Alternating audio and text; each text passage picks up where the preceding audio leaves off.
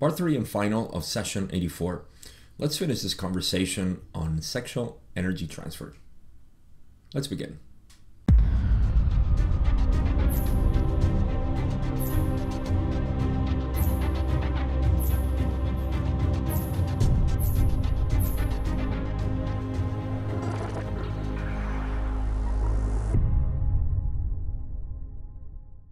In the last episode, we discussed sexual energy transfer in various ways. We talked about a refresher on it because we haven't actually gotten so deep into it since possibly session 30 and maybe in the 40s we talked a little bit more. So it's been a while and we had to refresh a couple of things, and even Don asked a question that was sort of already answered. So we had to go back to a little bit of a refresher as to how this works. So I won't go back to all of that. We only have 3 more questions, but one of them is quite long. And yeah, let's do our best to finish this. This is definitely going to be a shorter episode. So we left at question 19. So let's start there. It's a long question, and Don says, I didn't mean to cover previously covered material. This is what I was saying before, that Don asked a question that Ra had already answered in a way. So he apologizes for that. I was trying to work into a better understanding of what we're talking about, he says, with background of the veiling process. And what I was actually attempting to do was to discover something new in asking the question. So please, if I ask any questions in the future that have already been covered, don't bother to repeat the material. All right. Then he continues on and says, I am just searching the same area for the possibility of greater enlightenment with respect to the particular area, since it seems to be one of the major areas of experience in our present condition of veiling that produces a very large amount of catalyst. And I am trying to understand, to use a poor term, how this veiling process created a greater experience, and how this experience evolved, shall I say. The questions are very difficult at times to ask. Then he says, it occurs to me that many statues or drawings of the one known as Lucifer, or the devil, is shown with an erection. Is this a function of this orange ray blockage? And was this, shall we say, known by, in some minimal way, you might say, by those who devised these statues and drawings, etc.? Ra says, there is, of course, much other distortion involved in a discussion of any mythic archetypical form. However, we may answer in the affirmative and note that you are perceptive. So, all of this is, well, to finally ask about statue of Lucifer, I think it was, right? Drawings and statues, okay. So the drawings of statues, I don't know how old they are, probably Gnostic, I don't know what the origin might be, the drawings and the statues, but they possess that. I don't know if the Christians would have done this. But in any case, the point is that, and I think if memory serve, let's check, but I believe that in the Tarot, there's also, the devil is shown with an erection, isn't it? Yeah, the matrix of the spirit, the devil, is shown with an erection. So we're talking about the same thing here. That's why Don says Lucifer or the devil. So what does this represent? Let's first let's get Ra's answer in context, and then we'll talk about this. Don's question is about the depiction of this erection as a function of an orange ray blockage. So that is correct. It's all that Ra is saying, right? We may answer in the affirmative and note that you are perceptive. That is actually very perceptive. I would not have imagined something like that myself. So that's actually I mean, well, Don was cut for this work anyway. So, on the other hand, Ross says that the discussion of any mythic archetypical form is quite extensive. So it's something that they cannot, just like any archetype in the tarot, takes a lot of time and possibly never enough time because it's a study. So we don't have to study this too much. I mean, we can if we want to, but not here, not now. I think, again, it's a representation of what an orange ray energy blockage is, and I guess it makes a lot of sense because there is a constant desire for sex, right? When there's an orange ray blockage, as well as yellow, but hey, at least it refers to something.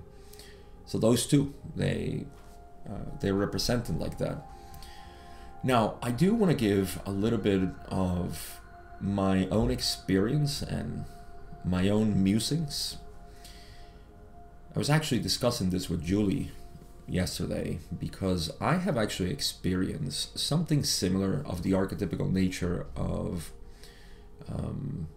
feeling like a worm or a snake.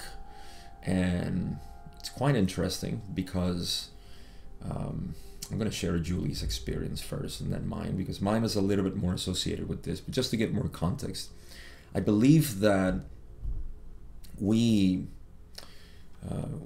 tend to visualize in our minds, just like if you didn't watch, you should have watched the first part of this session when they talked about the nature of contact. If you don't, please go revisit it, because this is very important to understand what I'm trying to explain here.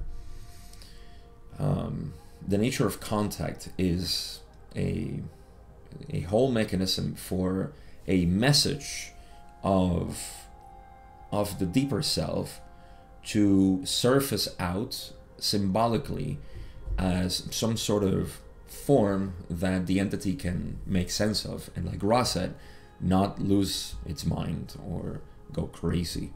So because sometimes, and I think in a way I've actually been talking about this too with my son, how we run fever dreams, and fever dreams can be so disconcerting because you have no idea what's happening, right? So something like that, I believe, is what we try to avoid when we have visualizations. Okay, so why am I saying all of this? Because we have a propensity, obviously, because archetypes or the archetypical mind, to perceive things from a certain perspective. And so this perspective that I want to talk about is the feeling of being in a state of animal behavior. Okay, and that doesn't have to be just sexual, as I'm going to explain with Julie, as she had in the beginning of our path, we were experimenting with plant medicine, and one of her experiences was that she felt like she was in this mud and she was like slithering around, and it was, you know, herself being involved, and there was something else that was calling up to her. So, you know, that now I can see that there is an archetypical behavior or visualization that we see ourselves in that position, because why? In our structure, we associate ourselves with animals. See, and what is the lowest animals that we see? Worms, snakes, because they are, historically, we have always seen them this way, right? They're the lowest because they're just about survival, and they have no mind, basically. They do have a mind, but in terms of what a mammal would have, for example, and we know, we revere mammals in, perhaps not in this society, but historically, we have revered mammals because they depict a lot of intelligence. So closer to third density. I love that I can actually talk about this here. So in a way, I think we associate ourselves with this because our mind is trying to tell us that's where you are. You know, if you want to see where you are in terms of your behavior, and for her, I don't even remember what it was. I know it might have been sexual, I just don't remember. But I don't think it was something else. And yeah, eventually, all of that, because visions tend to go this way when you're in a psychedelic trip, they tend to go in the positive direction. Eventually, we need to see all the darkness, and then there is once you surrender yourself to the experience, you're taken to the positive side, or the ecstasy and so on, or the calm side. So I thought that was very interesting. We were talking about this yesterday, and I myself have felt the same thing when I thought I had a huge reflection on my sexuality, and I noticed that I saw a part of me just like that, just like taken, completely taken by the sexual desire, and I'm not myself anymore. It's almost like I'm unconscious, right? So it's a big realization, and you wonder, you know, why do I feel this way? Why do I look at myself, it sounds terrible to say, but yeah, with disgust. You're disgusted with what you see. So I associate that with, again, I may be wrong in this, but I associate this with our archetypical mind and the way we actually visualize things, because we're all part of the same structure of mind, right? The same unconscious, and we all come from the earth. Our bodies, our tendencies, our biases, our desires, instincts, all of that is coming from the same gene pool, if you will. So we can relate to that. We have every single animal inside of us, and it's not just DNA, but mentally, we are connected to the whole earth. So our behaviors depict that, and it's not anything new. It's not novel. We know that we have associated good things and good behaviors with respectable and noble animals, and terrible things with the lowest caste of the animals. So something to consider, right? Something to think about. And again, that's just my interpretation of this archetypical discussion, especially Lucifer, which is that part of, the devil, that represents the lowest consciousness, if you will. So yeah. Okay, so let's go to the next question. Question 20, Don says, then, with respect to the green, blue, and indigo transfers of energy, how would the mechanism for these transfers differ in making them possible or setting the groundwork for them than the orange ray? He continues and says, I know this is very difficult to ask, and I may not be making any sense, but what I'm trying to do is get to an understanding of the foundation for transfers in each of the rays, and the preparations for the transfers, you might say, or the fundamental requirements and biases and potentials for these transfers. Could you expand on that for me, please? I am sorry for the poor question. All right, so what is Don's question? He wants to know the difference in mechanisms for these energy centers to engage in transfer. Yes? So for this transfer to occur, there needs to be a mechanism activated. And what is that?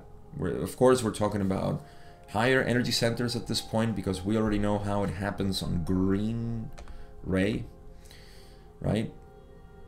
Because he said, yeah, to green, blue, and indigo transfers of energy. How do they differ? And so it's not a difficult question. But let's see what Ross says.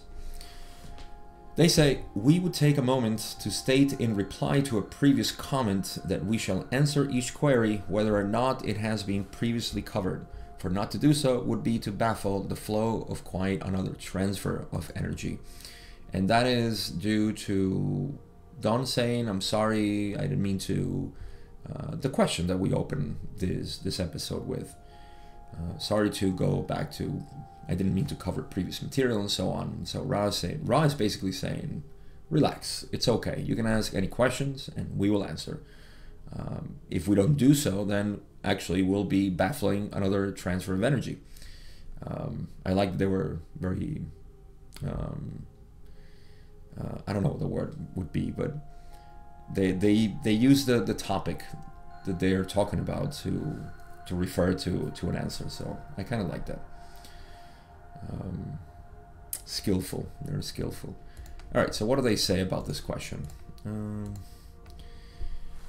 To respond to your query, they say, we firstly wish to agree with your supposition that the subject you now query upon is a large one, for in it lies an entire system of opening the gateway to intelligent infinity. You may see that some information is necessarily shrouded in mystery by our desire to preserve the free will of the adept. So this is very important because we're going to enter a territory in which we won't be able to know much, okay? Because Ra is not going to tell us anything practical aside from just some tantalizing information. First, they say that they agree that it's a large one, and of course we're talking about a whole system for making contact with intelligent infinity, right? An entire system of opening the gateway to intelligent infinity, and obviously making contact with it. There are other systems, of course, so like I said in the last episode, don't feel like you're missing out if you haven't developed this sexual energy transfer, or there's something that you need to do about it, or whatever. If you feel compelled to do it, great, but if not, then it's not necessary. People definitely go through enlightenment without sexuality. It's not needed. But it is great that it's acknowledged because, like I said in the last episode as well, I think a lot of spiritual traditions and religions have repressed too much sexuality, and it's a taboo topic. We barely talk about it. Why has it been relegated to mysterious talks and everything in the shadows? And we could talk about this a lot more. We have been seeing changes in the world recently. Hopefully this is one of those things, but who am I to guess what's going to happen? I just know that it's been repressed for a long time, and we're seeing a lot of those pendulum effects that I call, when something has been repressed so much and it's seeking its balance, but it's been on one side of the one extreme for too long, it goes with a huge inertia to the other extreme. So that's why we see so much of this sexual all the sexual extremes that we're seeing in our world. I won't mention anything specific, but just everything that we see right now, it's basically extremes, because what we're looking for is to see this as sharing a meal or something else. It's a casual thing. It should be honored, it should be respected, but we don't even do that. We eat like animals too. So many things could and should actually be integrated in the spiritual path as something that is revered, as something that is sacred. And we don't do this with rituals or anything like that. We do this with presence of mind. And that's the problem that we have. We're not present. We're always in our minds. And that is what liberation is about. It's about you becoming present. So you're listening to this, you're on the path of liberation. So all these things, I'm sure, resonate with you. So it's a very complex thing to talk about, and Ra finally says that some information is going to be shrouded in mystery, because they want to preserve the free will of the adept. Okay, so this is important. Remember free will of the adept as we go through. And I'll mention it, of course. But keep it in mind. Free will of the adept. Ra continues and says, the great key to blue indigo, and finally that great capital of the column of sexual energy transfer, violet energy transfers, is the metaphysical bond or distortion, which has the name among your peoples of unconditional love. That's a very important thing. So at this point, we're talking about green ray. So Ra has mentioned this. It's not only on sexual energy transfer, but just your behavior, your being. The more it is acting from unconditional love, meaning from the heart, from understanding and acceptance, then the higher there is. See, you're crystallizing your heart.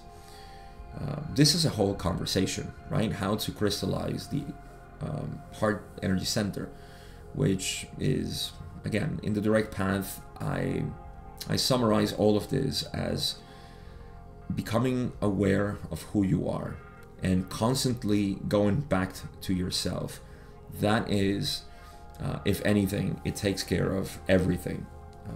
It makes you even more aware of all the processes, your individual characteristics, and how you spontaneously are, the genuine you. So we're talking about that. We're talking about unconditional love. That's the heart chakra. Okay. Now they continue and say, in the blue ray energy transfer, the quality of this love, which is coming from the heart, is refined in the fire of honest communication and clarity. This, shall we say, normally, meaning in general, takes a substantial portion of your space-time to accomplish. Although there are instances of matings so well refined in previous incarnations and so well remembered that the blue ray may be penetrated at once. So this, again, there are two possibilities.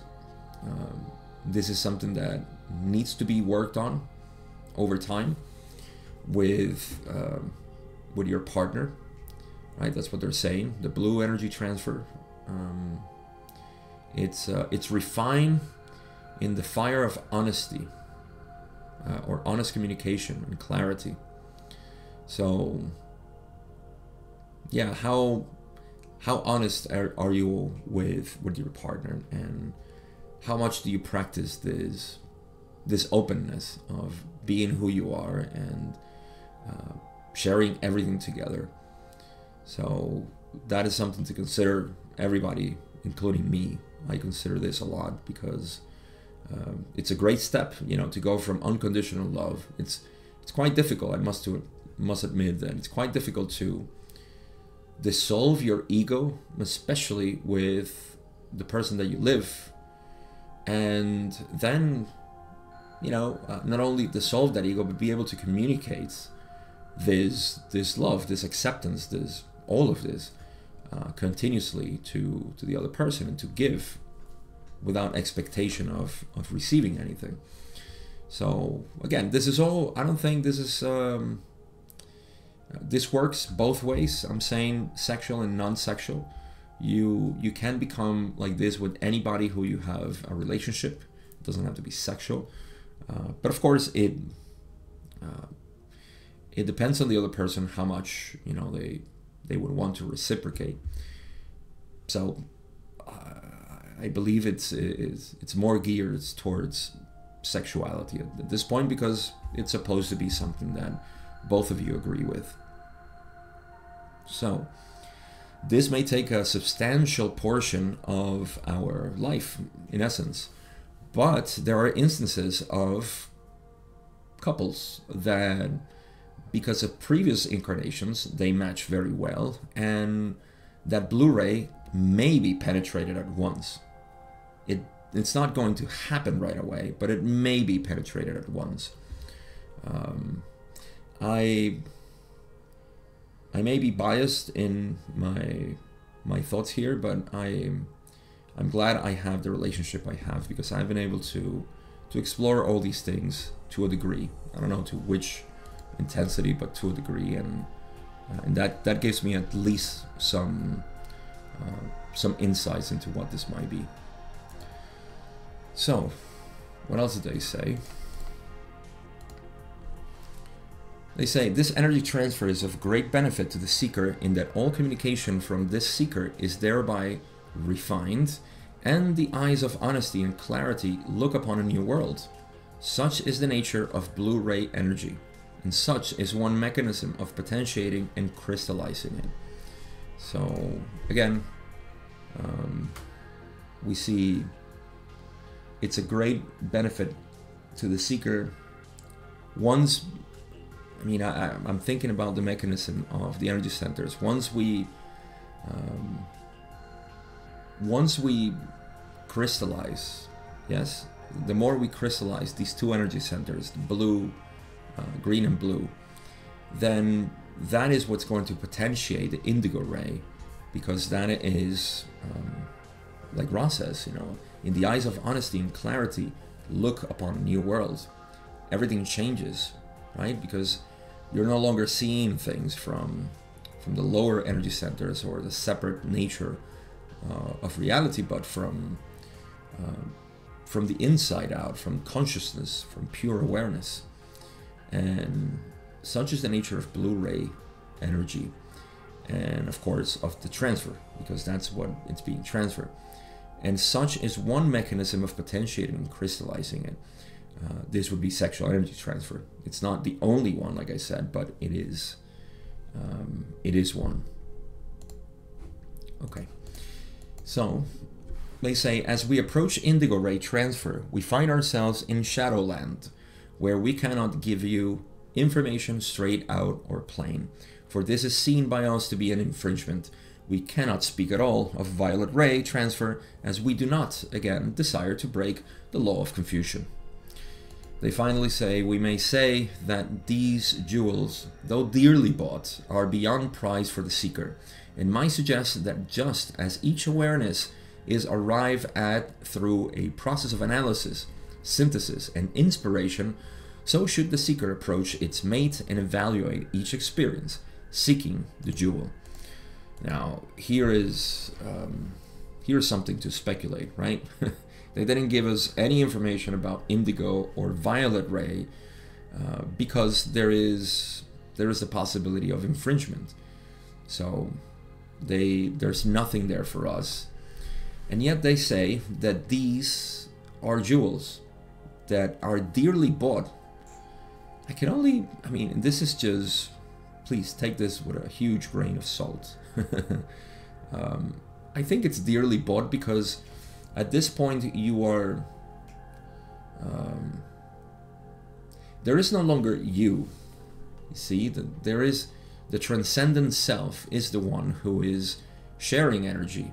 There is no you, and yet that experience is the highest you can possibly have in terms of spirituality, I guess, and energy transfer. You see, I'm not trying to say that if you have sex one way or another, it's not the highest, but within context, that's what I mean.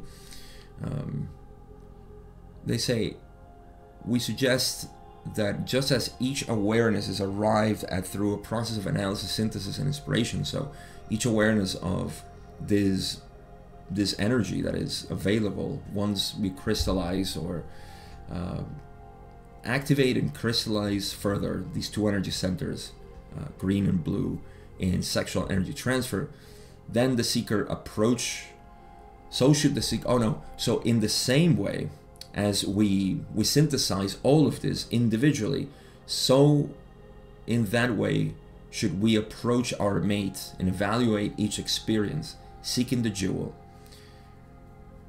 Yeah, this is beyond my possibility of even imagining what this means, so I won't even try. But at least it leaves us with a good taste of what sexual energy transfer should be, and it's not something that is foreign to what we know, because it's all about the energy centers, and we know that the energy centers are, in essence, how we see the world, how we see ourselves and others, so how we see the universe. And if you are in this process, then I think sexual energy transfer will be something that will happen naturally. You see, you don't have to seek, you don't have to do anything specific. It'll just flow naturally. That's just my speculation, of course. So yeah, I wish we had more material on this, but we don't. Let's go to the next question. Question 21, Don says, is there any way to tell which ray the transfer was for an individual after the experience? Is there any way for the individual to tell in which particular ray the transfer occurred? And I think we talked about this already. But, well, let's see what Ross says. I'm pretty sure we've talked about this. Ross says, there is only a subjective yardstick of measure for such. If the energies have flowed so that love is made whole, green ray transfer has taken place. If, by the same entities exchange, greater ease in communication, greater sight has been experienced, the energy has been refined to the blue ray energy center. So, two things. We know we start energy transfers at the heart. So if there is mutual love, I mean, it doesn't have to be mutual, because we know that one person who has green ray and the other one doesn't, has a blockage, then there is still a transfer, right? There is still some transfer going on. Or is that right, what I just said? I believe it is. You just don't increase your energy if, I mean, whoever has the green ray or heart chakra crystallized at this point, or just activated. So the measure is love. If you feel that love, right? Love is made whole. That is a feeling. I mean, I can't tell you what thoughts are going to come. It's just a feeling of love, of connection, of acceptance, of, yeah, it's love. What can I say? It's a feeling. We haven't been able to define that, so I'm not going to try it here. If by the same entities exchange a greater ease in communication, then it's the blue energy center. I suppose what they say with greater sight is it's more clarity, right, of being able to see the other person, I guess, or maybe in general, you know, you just see an improvement in your life. I think this is also possible. I don't know if I've ever experienced this, but it could be, you know, that after sexual intercourse you feel that you have greater clarity or perspective. Who knows? So greater sight and communication. You feel a lot more honest and feel that you can express yourself. And then they say, they're gonna leave us in mystery, of course, again. But they say, if the polarized entities by this same energy transfer experience, find that the faculties of will and faith have been stimulated, not for a brief while, but for a great duration of what you call time, you may perceive the indigo ray transfer. We may not speak of the violet ray transfer except to note that it is an opening to the gateway of intelligent infinity. Indeed, the indigo ray transfer is also this, but, shall we say, the veil has not yet been lifted. So we can see why. I mean, I'm going to speculate a little bit here. I think the way they... See how I said, sometimes we divide the energy centers as the bottom three, the middle two, and the last two, right? Because we have the bottom three to be part of the vehicle, the illusion of separation, and so on. This is the material world. Then the heart and the chakra, the blue energy center, the throat chakra, then the two are working in conjunction, right? Because it's a lot of love, or not love, it's unconditional love being expressed. So it's a sort of cycle that is going there. And I think the two go together. I appreciate that explanation, actually. And then there is the indigo and violet ray, which are what we call spiritual. So we can say that the mind is the heart and the throat chakra. That's the mind. We have body, mind, and spirit being the indigo and violet ray.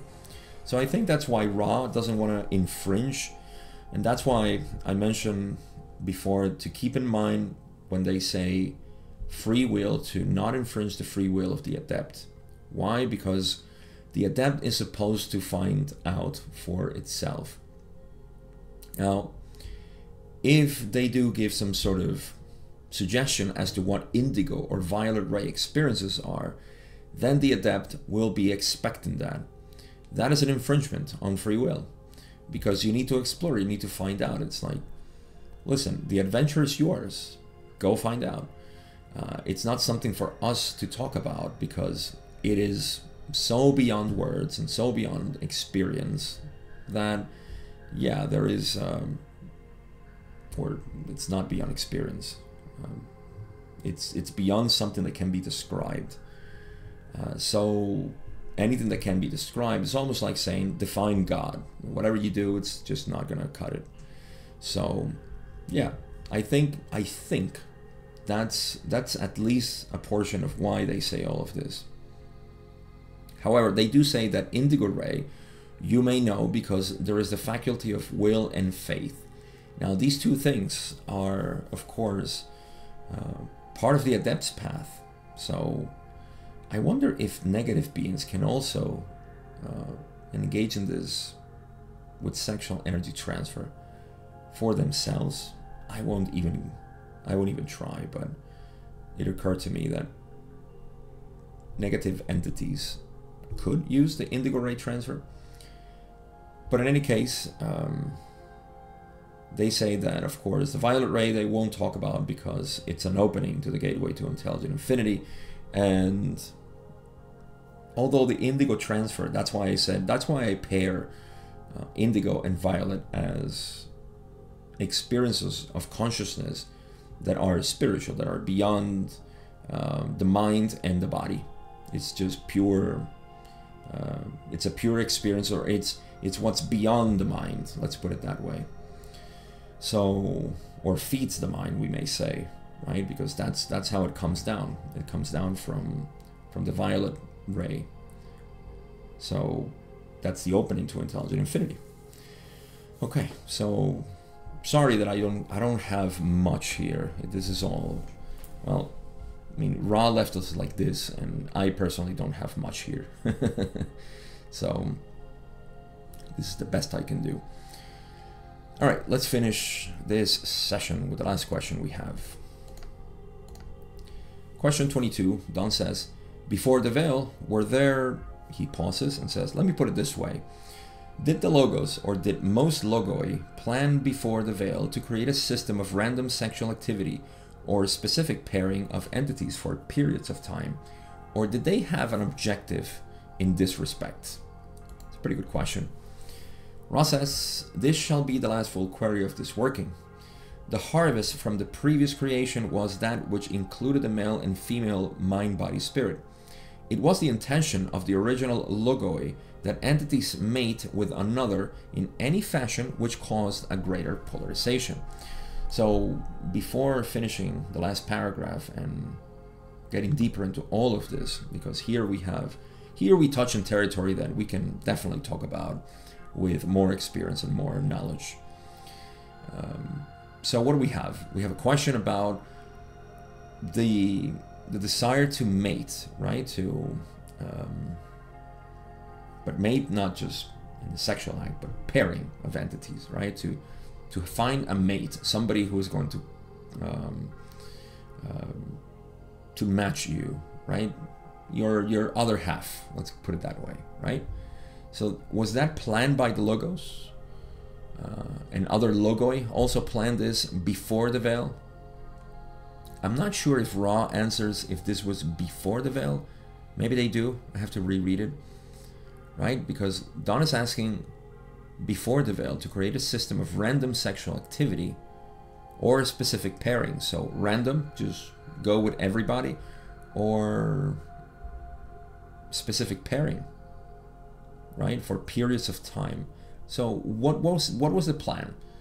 Would entities want to pair with somebody completely, or just, be like a bee, going from flower to flower?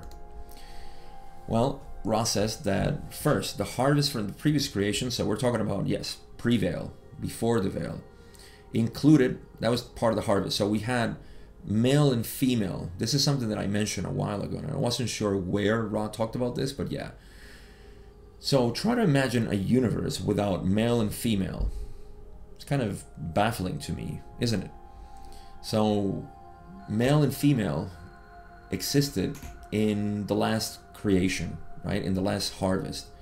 That's what we harvested from before. So prior to that, I guess there was no male and female. I guess we were experimenting without gender. That's kind of interesting, right? So gender is a sort of new thing. Now, because of that, the intention of the original logoi, of all the logos, right? That entities mate with one another in any fashion which cause a greater polarization. So what they wanted to see is that they would mate with one another, right? So it would cause a greater polarization. So what has proved more effective for polarization?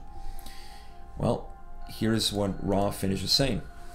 It was determined after observation of the process of many logoi that polarization increased manyfold in the mating, if the mating were not indiscriminate. Consequent logoi thusly preserve a bias towards the mated relationship, which is more characteristic of more disciplined personalities and of what you may call higher densities. The free will of each entity, however, was always paramount, and a bias only could be offered. May we ask if there may be any brief queries before we leave this instrument. And that is it for our session. So the bias was towards more exclusivity, so more being with one, monogamy basically. This makes total sense. As much as I actually appreciate polygamy and all of this, because there has been, this was taken wrong, right? So monogamy was sort of implemented as a rule. You have to be this way. So naturally, what is the world going to do? One extreme, like I said, move the pendulum and say, you're supposed to be monogamous. Eventually people are going to snap, and they have been snapping all over history. It's just a rule that nobody follows, right? So better to accept the nature of humans, especially in the state that we are, that you want to be, with other people, you do it, okay? So no shame in that. It's okay to do it. I think most of us have tasted all kinds of experiences with other people, and that's all well and good. It shouldn't be frowned upon. We shouldn't frown upon anything, but especially this in this society. So that's great. However, eventually, if your direction is to have a relationship, it's natural that you will incline yourself to be with somebody. And I have actually met people like that who have been in polyamory relationships, and they eventually realize that, yeah, it was fun, it was great, but I now want a specific partner, and it makes total sense. Now Ra is saying that this is more characteristic of more disciplined personalities and of what you may call higher densities. So in the evolution of the self, there is a desire to maintain a monogamous relationship, a one relationship. Now, there's something interesting about this too, and is that, like I said, there is no necessity at all to have a relationship. Just want to emphasize that. There is no need for a relationship. It's only if you are inclined in the direction of having one, then, and again, I don't want to advocate for one thing or the other. Everybody should experience whatever they want, because that's what we're here for. And we have our own desires and what we want to do. But it makes a lot of sense that as you evolve, you want to stay, especially in the human realm, you create a better relationship with one than say 5, 3, 2 even. You can dedicate yourself a lot more. There is less division or separation, especially with our societies, the way they are, the way it's criticized, all of this. So, you know, something to consider, something to think about.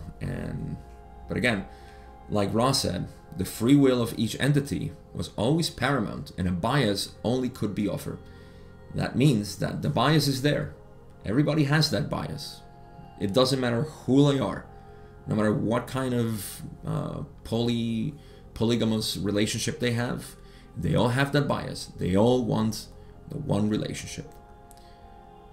But free will is paramount. You do whatever you want. Conclusions. So, I believe that,